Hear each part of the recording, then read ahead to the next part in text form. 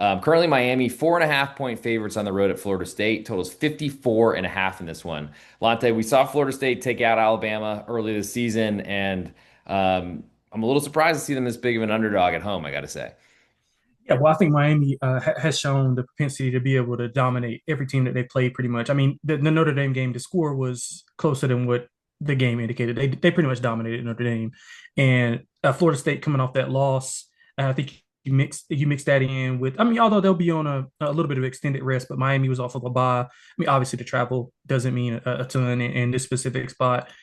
And I think it's going to be strength on strength. It's going to be the Florida State run game versus the Miami defense. I mean, Miami is sixth or I'm sorry, ninth in rush success rate allowed.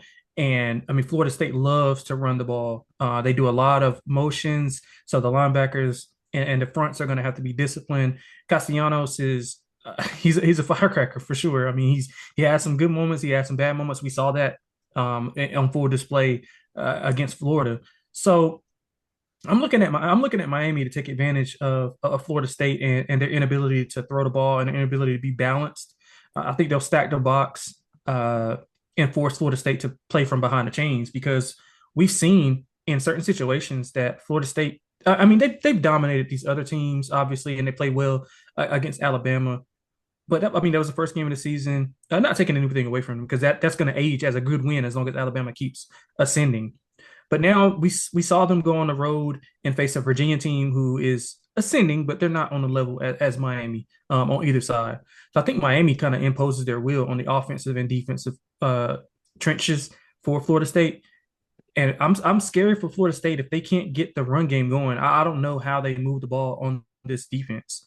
And on offense, I mean, we saw Virginia slice them up play after play, convert third down after third down.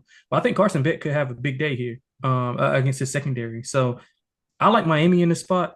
I do like the under, which is probably not a popular play, but I'm looking at obviously we talked about the high rush rate for Florida State.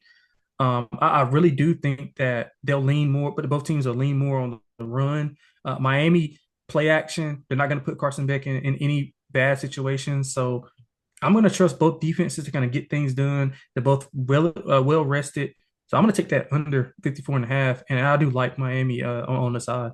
So tell me a little bit about the Florida State Virginia result and how you feel about it. Because Florida State coming back from 14-0 down to take a Yeah. 21-14 lead, I Yeah. feel like shows a little bit of character because it's Yeah. pretty easy on the road to go in the tank. Yes, they did lose in overtime, but it seemed like a pretty back and forth game that was very close, and it was almost like whoever had the ball last ended up winning.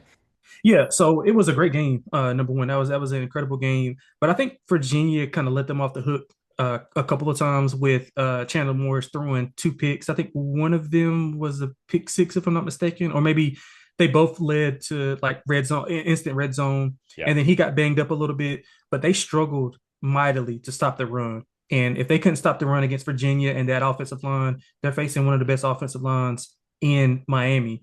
So I think it may be a little bit misleading that I did show resilience to your point, being down early and kind of fighting back. But I think Virginia kind of gave them a little bit more confidence to get back in the game versus them just going in and taking it. So that's how I looked at it. I mean, I didn't downgrade Florida State a ton because they did show that resilience. And even after that, when they took that lead, it was kind of back and forth. So they kind of played an even game up until that point. So I didn't knock them a ton for that, but I do think it showed some type of resilience and know that they're going to keep fighting regardless. And the thing that I'm worried about is in that specific game, they were granted short fields.